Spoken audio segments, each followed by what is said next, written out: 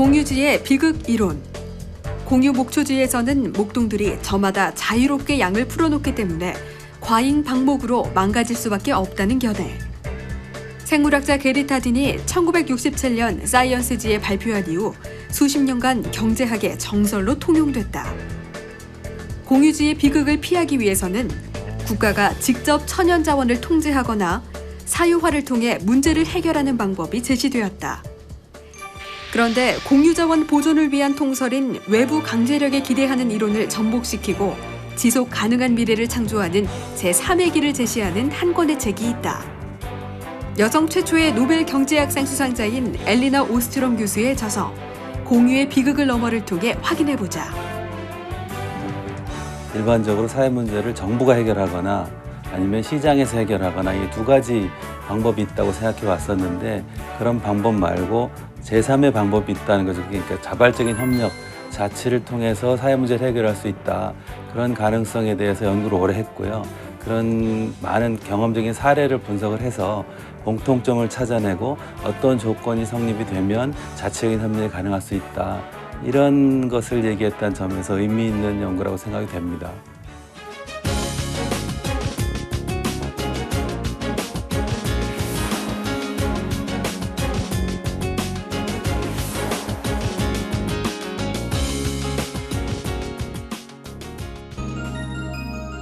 안녕하세요. 10분 만에 보는 책입니다.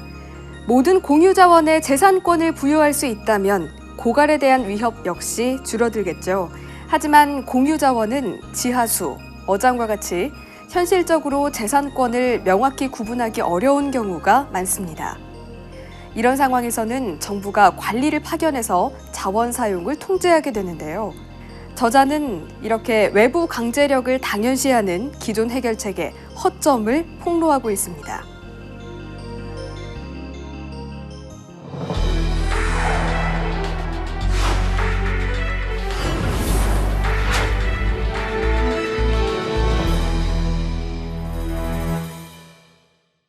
공유자원 관리에 있어 국가나 시장이라는 해결책이 위험한 것은 구체적인 성격을 분석하지 않고 단순화시켜서 한 가지 정책이 모든 사례가 갖고 있는 문제점을 해결할 수 있다고 보기 때문이다.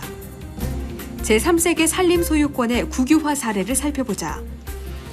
국유화된 이후 감시 인력이 상습적으로 뇌물을 받아서 오히려 산림이 파괴되는 일이 네팔과 태국, 니제르, 인도 등에서 광범위하게 발생했다. 결과적으로 국유화는 제한 접근의 공유자원이었던 산림을 자유접근 자원으로 만들어버렸다. 여러 사람이 공동으로 쓰는 자원을 어떻게 관리해야 고갈을 막을 수 있을까요? 각자 욕심껏 쓰도록 한다면 자원은 남아나질 않겠죠. 무분별한 지하수 개발로 인해 수자원 부족을 겪거나 숲이 파괴되는 일은 지금도 지구 곳곳에서 벌어지고 있습니다. 공유자원 고갈을 막기 위해 저자가 제시한 제3의 방법은 국가의 통제나 개인의 사유화가 아닌 공동체 자치입니다. 그렇다면 이 공동체 자치가 효과적으로 적용될 수 있는 구체적인 상황과 조건부터 알아보는 게 순서 아닐까요?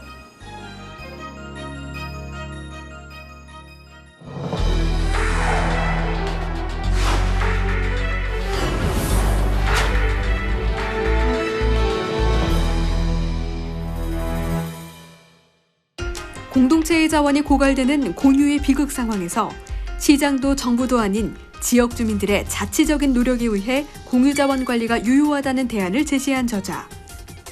저자는 공동체 자치라는 해결책이 공유자원의 일부 상황을 다룬다고 말한다. 첫 번째는 규모의 문제. 공유자원의 영향을 받는 사람이 50여 명에서 15,000명에 이르는 소규모의 상황을 탐구했다. 소규모 공유제를 주 대상으로 삼은 것은 그 속에서 자발적인 조직 및 자치 규율 과정을 쉽게 관찰할 수 있기 때문이기도 하다. 두 번째로는 사용자들이 공유자원에 경제적으로 크게 의존하는 상황에 초점을 맞췄다. 소득의 상당 부분을 자원에 의존하기 때문에 고갈을 막는 일에 강한 동기를 가질 수밖에 없다. 일찍이 아리스토텔레스는 최대 다수가 공유하는 것에는 최소한의 배려만이 주어질 뿐이다. 모두 공익을 생각하기보다는 자기의 이익을 생각하기 마련이다 라고 말했습니다. 공동체 자치 역시 모든 공유자원 고갈 사례에 만능 치료제가 될 수는 없을 텐데요. 하지만 저자는 공유제의 자치 관리에 대한 이론적 틀과 분석 사례를 검토해서 성공의 원인을 분석했습니다.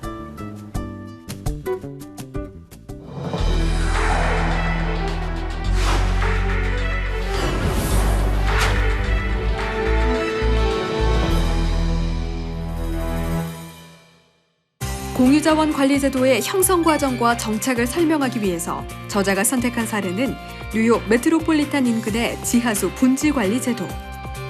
지하수의 경우 물을 퍼올릴수록 사용자에게 이득이 된다. 하지만 수량 보충 없이 지하수를 끌어다 쓰면서 수위는 점차 낮아졌다. 공유자원인 지하수의 지속적인 이용에 위기가 닥치자 자치기구를 조직해서 각자 부담할 감축분을 도출해냈다. 자발적 협력을 통해 공유자원을 지속 가능하게 관리하려면 무엇이 필요한지 하나하나 짚어서 현실 적합성을 추구했다. 공유제는 그 편익이 감소합니다.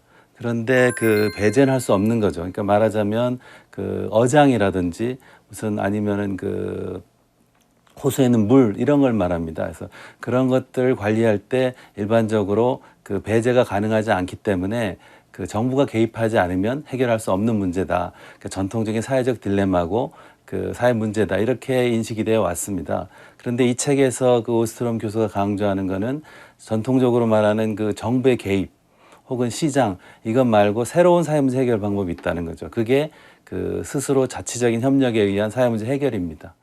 그렇다면 지속 가능한 자치적 공유자원 관리 제도의 공통점은 무엇일까?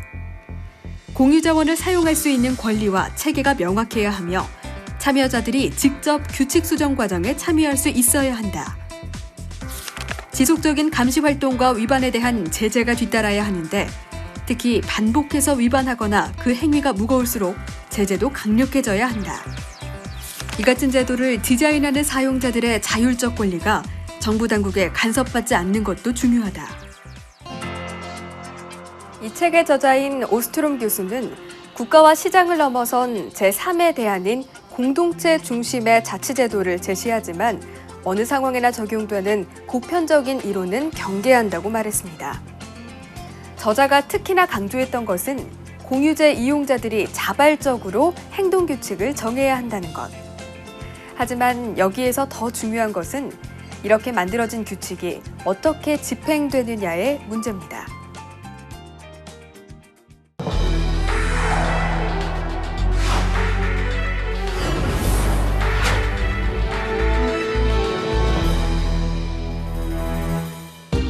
스리랑카 남단의 어장 사용자들은 불황민들 스스로 해안가에 대한 접근이나 어망 사용에 대한 순번제를 고안해냈다. 하지만 사용자들은 어망의 숫자를 통제하는 진입규칙을 만들지 못했고 설상가상으로 중앙관리들이 뇌물을 받는 대가로 법 집행에 실패하면서 수입은 크게 줄어들었다. 저자는 이렇듯 종종 외부로부터 강요되는 공공정책이 특정 지역에서 오랜 경험을 통해 축적해온 제도적인 자본을 파기할 수 있다고 지적한다. 우리나라 경상남도 창녕 지역의 우포늪. 우포늪은 1997년 생태계 보전지역으로 지정돼 보존되고 있다. 우포늪이 생태계 특별보호구역으로 지정되고 이듬해 국제람사르협약의 보호습지로 등록되면서 대를 이어 물고기를 잡던 15명에게만 고기잡이 허가권이 주어졌다. 공식적으로 우포늪에서 고기잡이를 할 수는 있지만 생태계 보호구역으로 지정된 후에는 어망수가 45개로 제한되고 그물코의 크기도 제한해서 치어를 보호하고 있다. 공유제 문제나 이런 사회 문제 같은 경우에 로컬 인포메이션이라고 하는데요. 그러니까 지역의 특수한 정보, 지역의 사정 이런 것들이 굉장히 중요하다는 거죠. 그리고 그 실제 문제를 겪고 있는 당사자들의 자발적인 참여 이런 것이 중요한데요. 그러니까 그런 것들이 그 자발적인 협력에서는 상당히 쉽게 확보될 수 있는 반면에 정부에 의한 그 개입 제3자의 개입에 의한 해결에서는 쉽지 않은 거죠. 그래서 그렇기 때문에 일반적으로 알려진 것처럼 정부가 늘 효율적으로 사회문제 해결할 수 있는 게 있거나 정부가 유일한 사회문제 해결책이 아닌 것이고 그 주민들의 자발적인 협력이 필요하다는 거죠. 성공적인 지역 공동체의 자율적 공유제 관리가 하루아침에 이루어지는 것은 아니다. 수많은 세월에 걸쳐 수많은 시행착오를 거치면서 현실에 맞도록 점진적으로 개선돼 하나의 체계적인 제도로 정착돼야 한다. 이를 통해 구성원들 사이에 든 신뢰가 높아가고 성공적인 공유제 관리를 뒷받침하는 사회적 자본이 조성된다. 이 책이 발간된 것은 1990년입니다. 하지만 엘리너 오스트롬의 공동체 자치에 중점을 둔 공유자원 관리 제도는 시간이 흐를수록 각광받고 있는데요. 하나의 제도적 장치가 현실에서 효율성을 얻기 위해 가장 필요한 것은 바로 지속 가능해야 한다는 점입니다. 공공 서비스를 필요로 하는 당사자들이 자발적인 조직화를 통해 끊임없이 변화하는 상황 속에서 지역에 뿌리를 둔 공동체 자치야말로 가장 유연한 대처를 할 수 있다는 점이 오늘날 설득력을 얻고 있습니다.